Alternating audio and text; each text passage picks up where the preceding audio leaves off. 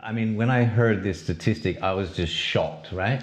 Do you know what is the biggest killer of men below 45? Some studies say 50, but you know, this middle age, what is the biggest killer of men? Any idea? Most people I ask this, they never get it right. Would it be suicide? Exactly. Yeah. It's suicide. I mean, I thought it'd be car accidents, industrial accidents, you know, cancers, whatever.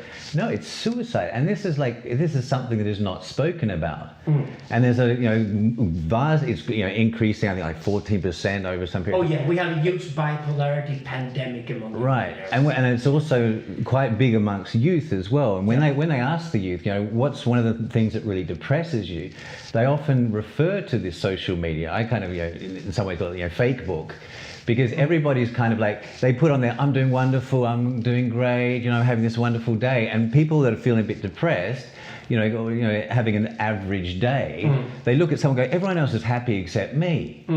What's wrong with me? You know what I do? When I get guys who say between 25 and 30 years of age and they finally arrive at their major life crisis and have to deal with their shit, and they come to somebody like me, I usually check out their Facebook or Instagram account and look through the pictures, and then just turn over to them and say, it took a lot of energy to smile on so many pictures, didn't it? And they just break out in tears because somebody finally sees that the attempt they made to look successful finally, it just imploded because they weren't human. They weren't human. All those pictures often with a girlfriend or wife, even sometimes with the kids and the family, everybody smiling, looking successful all the time. Right. We all have good days and bad days. Fixed. Exactly. They're not even natural.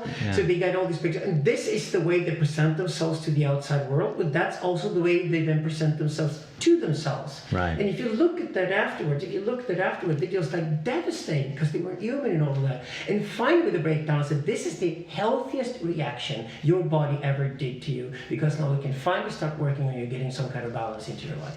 Right, and I think that's the shadow. These are the guys that have self-confidence enough to go to somebody like me, at least look for somebody who can help them out of that dilemma, because a lot of the guys start taking pills, they get the diagnosis, they then bipolar, and suddenly one day they hang themselves because they don't know how to get out of that trap. Right.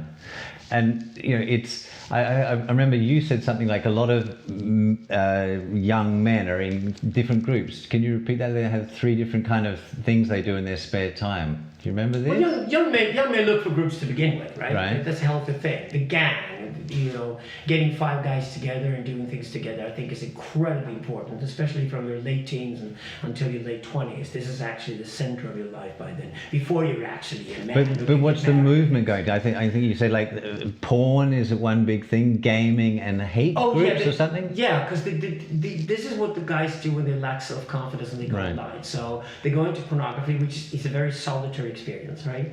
They then go into gaming and gambling more than anything, which is they also lose the money they have, and there's also a very solitary activity. So what they do is that they have no self-confidence to actually be socially successful in any way. So they end up being very, very lonely. And of course, number one, they're not really great friends to the guys because the only thing they're trained in is loneliness. And number two, there's no way any girls are going to date these guys.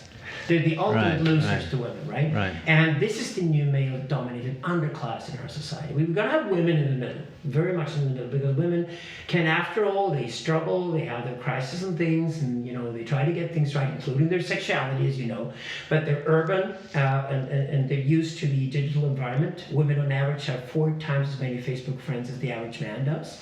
So they actually know how to socially interact with people to begin with. Women take to that naturally. So women can still dominate the middle. We still have sort of an elite of men, the patriarchy now, which increasingly is technological, because technology is driving our society. And the vast majority of technological innovators and entrepreneurs are men.